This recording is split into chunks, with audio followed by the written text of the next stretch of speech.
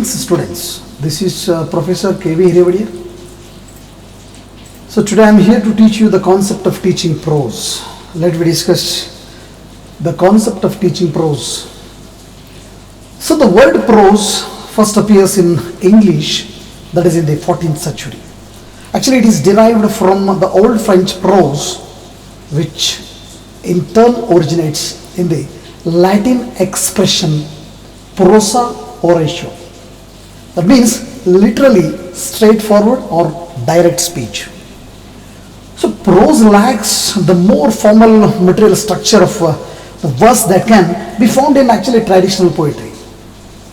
The prose compress full grammatical sentences which then constitute paragraphs while overlooking aesthetic appeal, whereas the poetry often involves the material and or rhyming scheme. Some works of prose contains the traces of material structure or verification and even conscious blend of the two literature formal known as prose poetry. So verses are considered to be a more systematic or formulae, whereas the prose is the most reflective of ordinary, that is often conversational speech. One of the best rank in the English literature, especially for the part of poetry section, Mr. Samuel Taylor Coleridge, he said, and he defines that the prose and poetry, actually what these are. For prose, actually we say that the words in their best order. Prose means words in their best order, whereas the poetry means the best words in their best order. Once again, I just tell you the point that prose is nothing but the words in their best order. Poetry means the best words in their best order. So actually, his earliest English prose work, the Law Code of King Ethelbert I of Kent, was written within a few years of the arrival in England, that is 597 of St. Augustine centenary. Other 7th and 8th century of prose, similarly the practical in character, including the more laws, wills and characters. So according to the Cuthbert, who was the most at Jarrow, and even B.Ed-III at the time of his death had just finished a translation of the Gospel of St. John. Through this does not survive. Actually, two medical tracts that called Herbarium and even the Medicina de Quadrupedibus, and very likely to date from 8th century. After teaching the same of the skill of reading, especially in the part of prose, the next in the sequence comes teaching of prose from the textbook. So let me discuss the definition and even the very brief meaning of prose. Then what is prose? We can say that the written or spoken language in its ordinary form without metrical structure. Written or spoken language in its ordinary form without metrical structure. In general, we can also say that the very ordinary language people use in speaking or writing, it's nothing but a prose. Or you may say like that the literary medium distinguished from poetry, especially by its greater irregularity and variety of rhythms, and its very closer correspondence to the pattern of everyday speech. In another hand, we can say that especially in writing, prose refers to any written work that follows a basic grammatical structure. Now, aims of teaching prose. Dear students, we have some general aims. Actually, we have two types of aims, especially teaching prose, general and specific. Let me just discuss about the general aims of teaching prose. The very first one is to teach correct pronunciation. That means you have to make the children to speak correct pronunciation, whereas to increase the vocabulary of the students.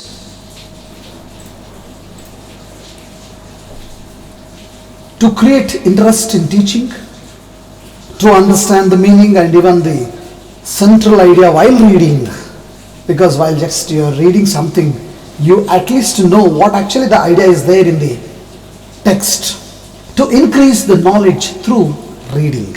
So these are the general aims. And what are actually the specific aims? To enable the pupils to read the lesson with the correct pronunciation, because as in my first general aim, I just told that the correct pronunciation.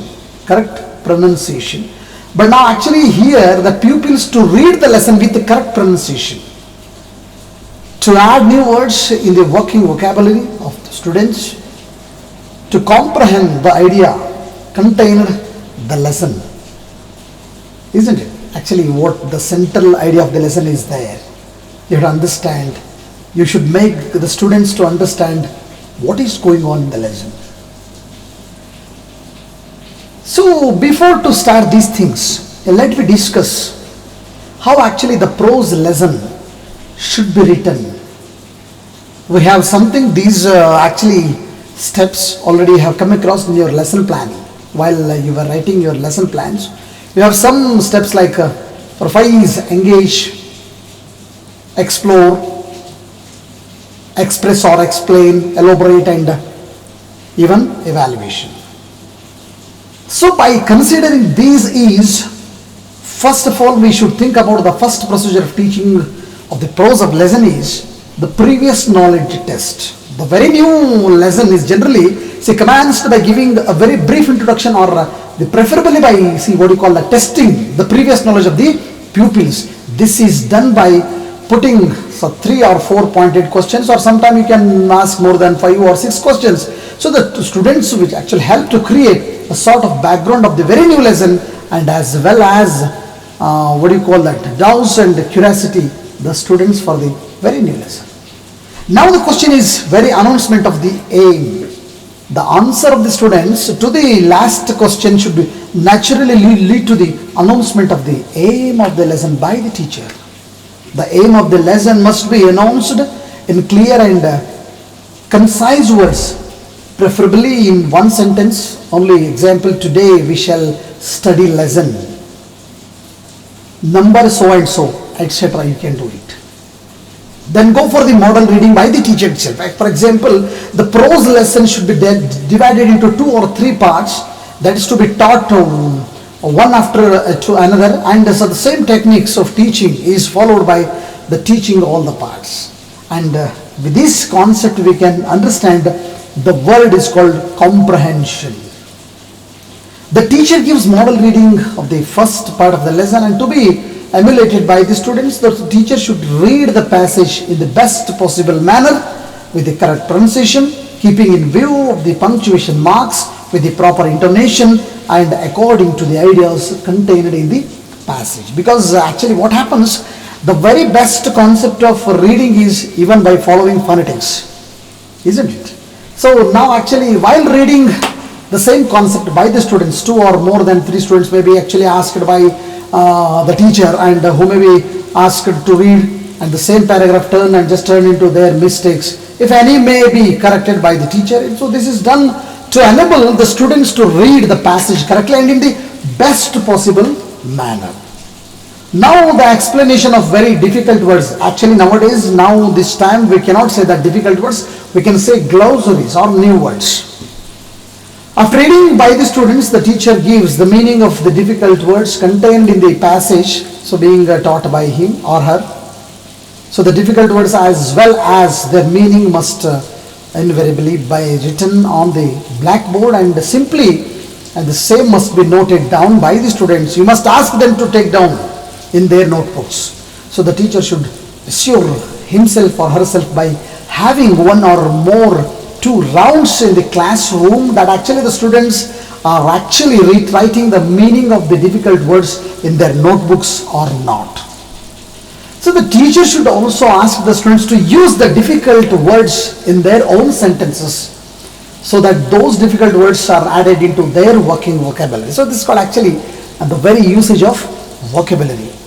And for silent reading by the students, actually this is happening in the same lesson of planning. So before testing whether the students have followed and understood the contents of a passage, teacher should direct the students to read the passage silently so that they may be able to grasp the ideas and contents of the paragraph. So this will also give them practice in their art of silent reading, because try to understand, silent reading is an art, isn't it? So discipline must be properly maintained while the students are reading silently.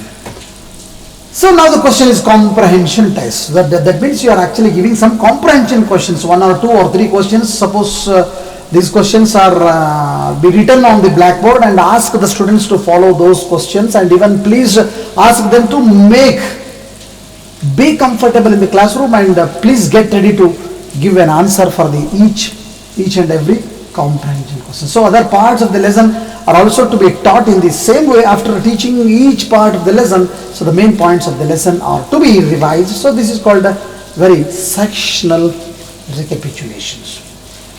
So while we are here for a final recapitulation of the lesson, actually this step, it is actually in this step the whole of the lesson is revived, or it is reviewed by you, and once again you are reviewing again, and this is generally done by putting a number of questions, or sometime fill in the blanks, sometime you are match the meanings, but almost all we are keeping some questions. So for the teacher regarding the main points of the lesson, so during this step the blackboard should be rubbed off, and even the notebooks of the students should be kept closed. And finally you are allotting home assignment or homework. That's after teaching the whole of this lesson, the teacher should give homework or some work to the students that's to be done at home, because the homework should aim at revising the main points of the lesson, and even should preferably be in the written form. Actually it should be not be too much and even too difficult for the students, and it must be checked by the teacher and the next day, and some of the mistake, if any, be explained by the teacher. So this is all about the concept of teaching prose and even lesson plan of prose. So in my next period, once again I shall be there for you to bring another part, that is poetry. Have a nice time, take care of yourself. So please be safe in your home, love everyone as your own self, and please respect your parents. So please be safe in your home. Thank you very much. Have a nice time, take care of yourself. This is once again Professor K.V. Hirewadeyar.